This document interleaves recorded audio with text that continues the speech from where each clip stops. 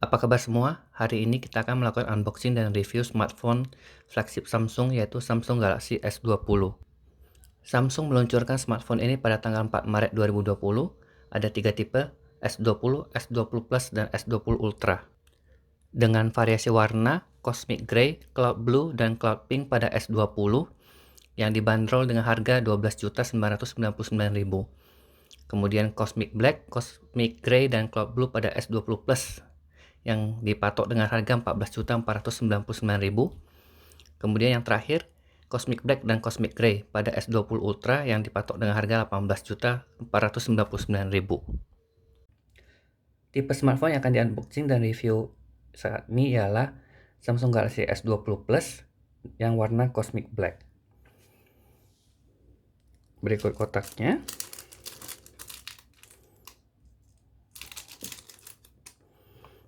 By the way, plastiknya sudah saya buka karena saya harus ngecek isinya dulu sebelumnya.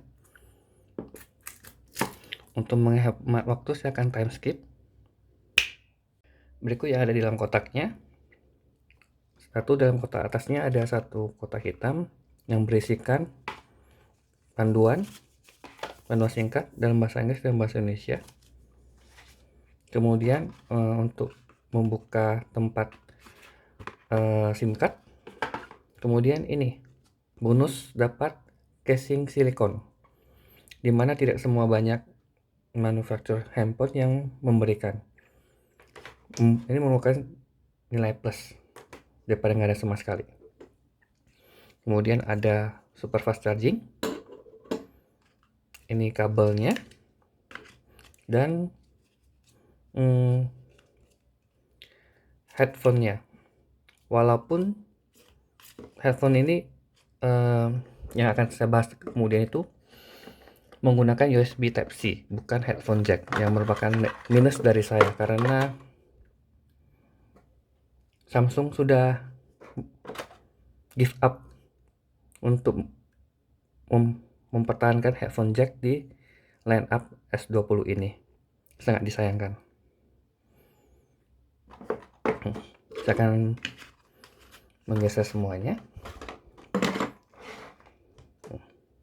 Langsung taruh ke casingnya aja.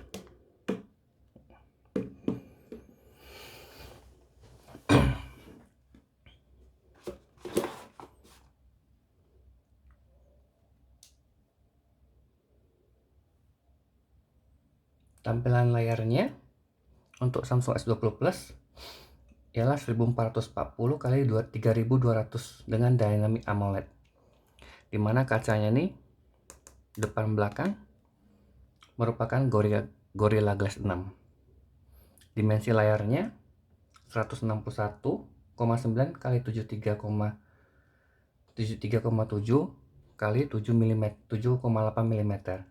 Beratnya 186 gram dengan IP ratingnya IP68, IP68. Ada wireless charging dan bisa keunggulan salah satu lineup Samsung Galaxy ini dari S10 dan kemudian S20 ialah dia bisa wireless power share. Ini review yang sebelumnya, Galaxy Watch 2 Active 2 yang bisa dilakukan untuk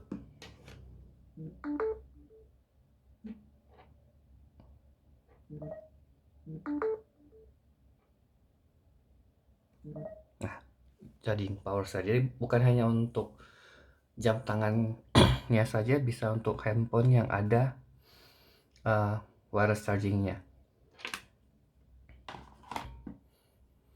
Untuk kameranya, yang depan 10 megapiksel, baru kemudian ada kamera belakang ada 12 megapiksel. Yang main kamera telefoto 60 megapiksel dengan 3 kali zoom dan 30 kali digital zoom. Yang 3 kali itu hybrid. Kemudian yang ultra wide kamera 12 megapiksel dan depth sensor. Yang kemudian untuk videonya bisa recording 4K dengan 30 fps atau 8K 8000 dengan 24 fps. Kemudian Untuk HP ini RAM-nya ada 8 GB dengan memori 128 GB yang bisa ditambah dengan micro SD hingga 1 TB.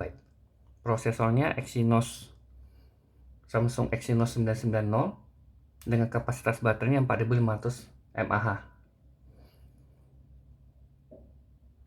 Untuk security-nya, dia ada face recognition, ada fingerprint yang in display seperti S10 yang lalu. Sudah saya setting. Ini untuk kecepatan fingerprintnya lumayan cepat, cuma harus cari tahu posisinya. Karena ini handphonenya ukuran lebih besar, ada S10, kebiasaan kita menekan bawah ini dia harus lebih ke atas dia deh. Perlu dibiasakan lagi. Nah, untuk reviewnya, Samsung ini ada dua prosesor. Satu yang Samsung Exynos 990, ini yang di Indonesia dan berbagai negara di Asia. Dan satu lagi Snapdragon 865, dimana sampai sekarang banyak orang komplain karena kemampuan untuk prosesor Exynos 990 itu lebih inferior dibanding Snapdragon 865. Sampai benchmarkingnya ada di beberapa YouTube mengatakan bahwa untuk battery life-nya, untuk processingnya, sampai fotonya juga, proses foto juga mempengaruhi. Itu kelemahan pertama. Jadi kalau bisa sih cari yang Snapdragon dibandingin yang Exynos. Saya harap kedepannya Samsung menyamakan. Jadi kalau Exynos saja atau Snapdragon aja. Jadi tidak ada perbedaan. Kenapa? Karena kalau yang Snapdragon itu lebih murah dibandingin dengan Exynos, padahal kemampuan Snapdragon lebih bagus. Yang paling disesali lagi, headphone jack sudah tidak ada. Itu sangat disesali. Pada saat pertama kali iPhone tidak menggunakan headphone jack lagi, saya sangat kecewa. Yang saya sangat senang, Samsung tetap mempertahankan headphone jack hingga sampai saat ini. Mau bagaimana lagi, keputusan bisnis mereka. Ini salah satu minusnya. Jadi kalau kita yang sudah beli headphone yang mahal dengan headphone jack, nggak bisa dipakai. Kemudian lagi untuk ini, S20 Plus ini dibanggakan 5G-nya. Untuk pemakaian di Indonesia 5G saya rasa belum tersebar luas, bahkan sangat sedikit. Jadi kalau untuk bayar mahal-mahal untuk 5G-nya saja sangat rugi. Lebih baik ke Note 10 atau Note 10 atau S10. Tunggu sampai infrastruktur 5G di Indonesia ada luas. Salah satu lagi yang lebih beda dibanding sebelumnya, tombol sampingnya sudah nggak ada Bixby buttonnya, kosong, cuma ada tombol ini tombol yang bisa diganti sesuai dengan selera, bisa on off Bixby yang lain, dan ini volume. Kedua, seolah-olah Samsung mengikuti trennya iPhone. Sudah ada kamera bumpnya, lumayan tinggi. Kalau kita taruh begini, waduh, sayang banget bisa lecet. Kalau dengan casing silikon yang diberikan, lumayan melindungi walaupun tidak 100%. Serba salah, mau begini kameranya kena, mau gini layarnya kena. Ini masih updating, saya tunggu. Kemudian yang satu lagi ialah yang baru, refresh rate layar S20 ini, dimana biasanya 60 Hz ini bisa di-upgrade menjadi 120 Hz.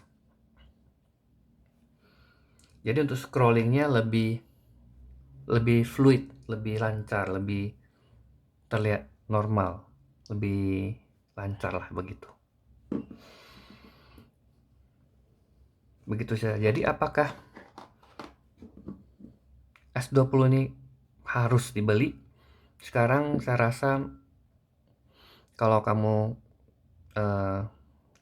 yang entusias teknologi untuk kamera, ya sampai 3 kali zoom itu oke. Tapi kalau sampai 30 digital zoom yang seperti diiklankan, super kabur. Nanti ada contohnya yang sudah dicontohkan.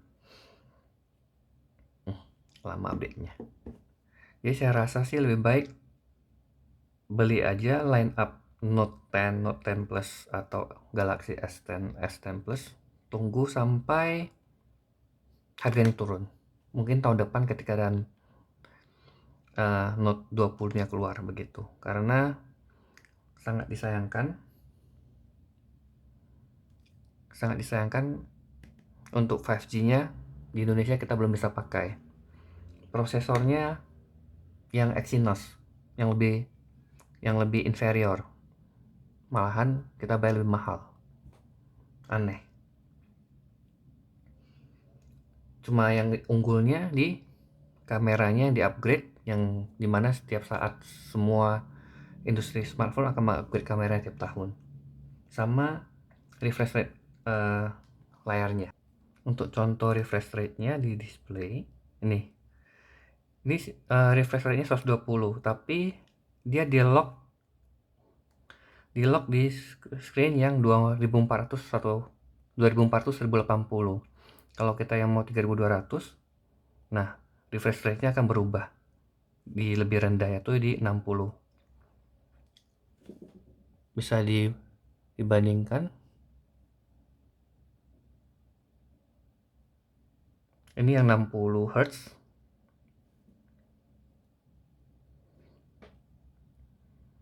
Yang 60 Hz.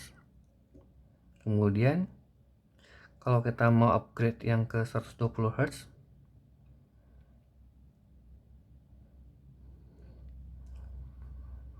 mau nggak mau kita harus turunkan resolusinya dulu ke 2400. Mungkin ini karena untuk masalah baterai. Kalau kita pakai resolusi yang tinggi dengan 120 Hz, baterainya akan cepat habis. Begitu saja review dari saya. Semoga kedepannya Samsung bisa memberikan fitur-fitur yang bisa digunakan saat ini juga. Jangan yang 5G, dimana banyak negara maju pun 5G belum terrealisasi di semua regionnya, di daerahnya. Ya kita bayar mahal-mahal untuk 5G yang belum tentu setahun 2 tahun ke depan ada di Indonesia. Cuma bayar mahal untuk kamera dan refresh rate aja, yang itu saya rasa overpriced. Begitu saja. Sampai jumpa semuanya. See you later. Dadah.